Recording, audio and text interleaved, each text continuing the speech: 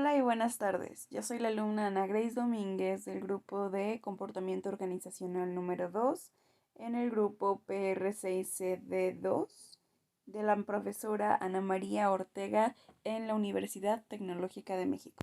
Este es el video para el segundo entregable de la materia de Comportamiento Organizacional 2 y vamos a hablar sobre el tema del conflicto en las organizaciones. Vamos a tocar temas como los diversos enfoques que conciben y dan explicación al conflicto dentro de una organización, distinguir entre el conflicto funcional y el disfuncional, además de ver qué es lo que lo origina, analizar los procesos del conflicto y las etapas que lo integran.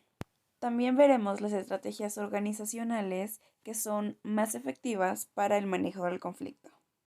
Uno de los principales causantes del conflicto en las organizaciones es el estrés, el cual es un estado emocional desagradable que se presenta cuando las personas no están seguras de su capacidad para afrontar un desafío relacionado con algo que consideran importante o valioso. Esto puede significar demasiadas trabas a la hora del cumplimiento de las tareas que cada persona tiene que hacer dentro de su trabajo.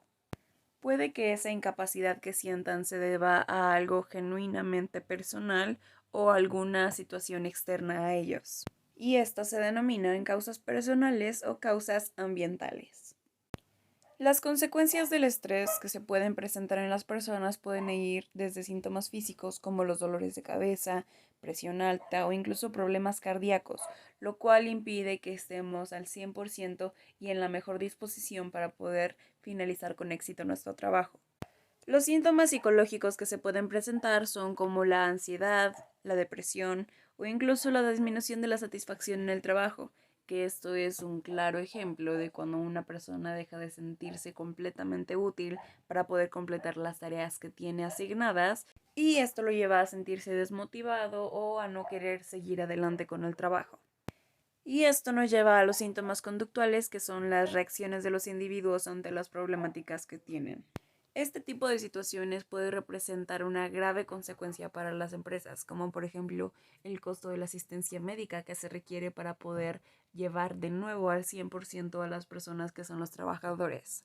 También puede presentarse el absentismo o la rotación y eso afecta ya que no se trabaja con el nivel adecuado y las personas pueden llegar a desertar de su trabajo.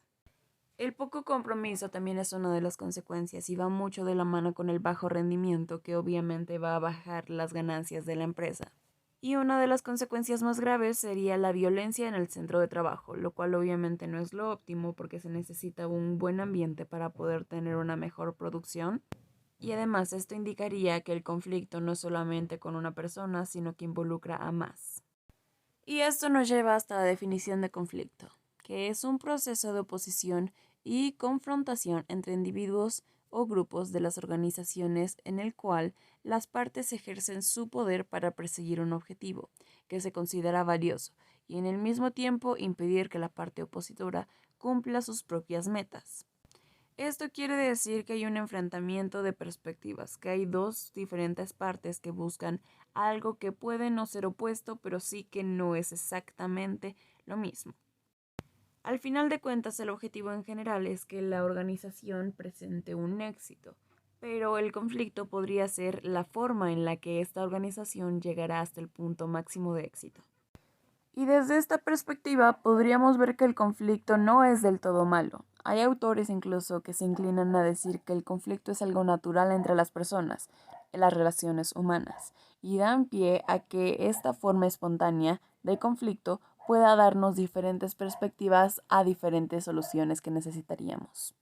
Un punto de vista más especializado en el conflicto organizacional lo definiría como algo hasta cierto punto bueno, ya que logra una mayor cohesión y productividad entre los grupos.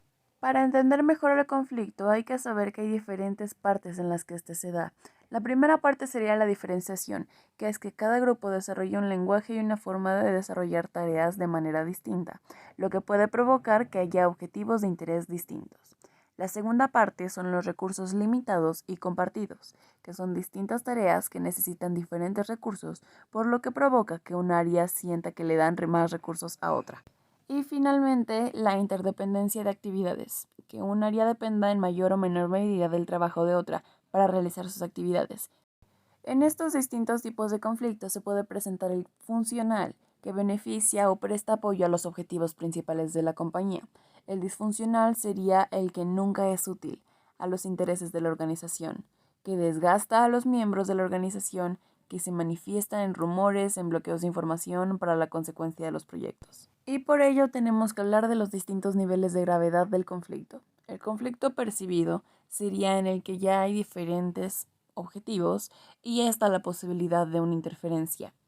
El conflicto experimentado es cuando ya se siente la hostilidad, y el conflicto manifiesto es cuando la conducta interferencia activa o pasivamente. Y estos tipos de problemáticas pueden variar dependiendo de la fuente del conflicto.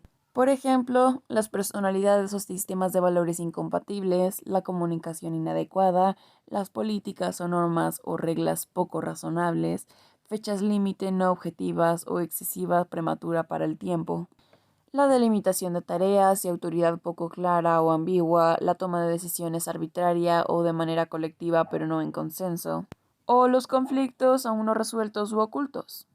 Independientemente de la fuente de la que provenga el conflicto, hay tres partes que conforman el proceso: la espera, que se deriva del propio bloqueo y la esencia del conflicto; la tensión y la ansiedad, un punto culminante en el que dependen de las acciones de la otra parte; y la parte 3, que es el alivio de la tensión.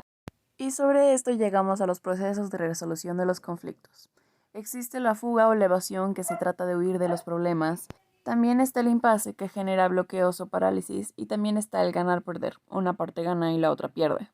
Aunque también existe la conciliación, que es un acuerdo o compromiso y es el resultado de una común resolución de conflictos. Al final de esto es ganar-ganar o perder-perder.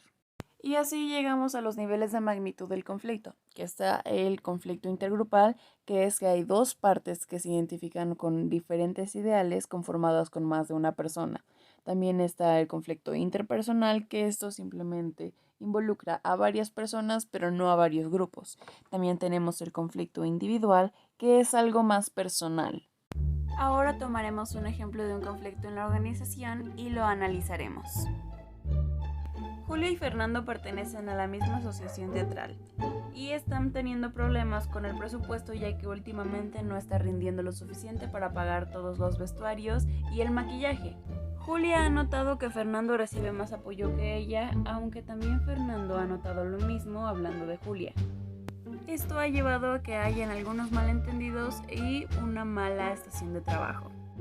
En este caso, la condición que antecede el conflicto es una diferenciación, ya que hay algunas diferentes perspectivas entre las personas que trabajan en el mismo ámbito, y de cierta forma hay diferentes intereses. El tipo de conflicto podría ser uno funcional, ya que a pesar de que existe la diferente perspectiva de cada persona, esto podría funcionar para poder sacar un mayor rendimiento del presupuesto. Las consecuencias podrían ser conductuales, ya que esto lleva a una reacción de las personas que trabajan en este ámbito. Y el consejo que yo daría para poder resolver esto sería una mejor comunicación entre las diferentes partes que conforman el equipo de trabajo.